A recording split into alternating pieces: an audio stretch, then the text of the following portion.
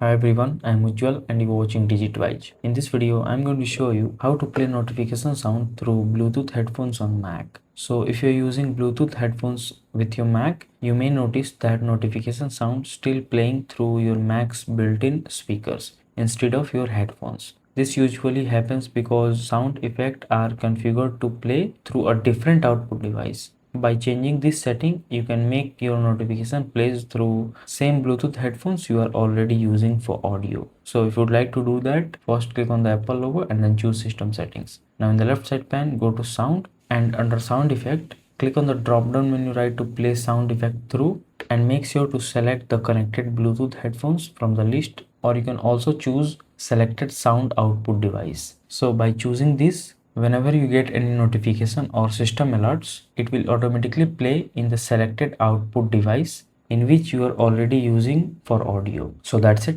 If this video helps you in any way, then do like it and subscribe to the channel. Thanks for watching.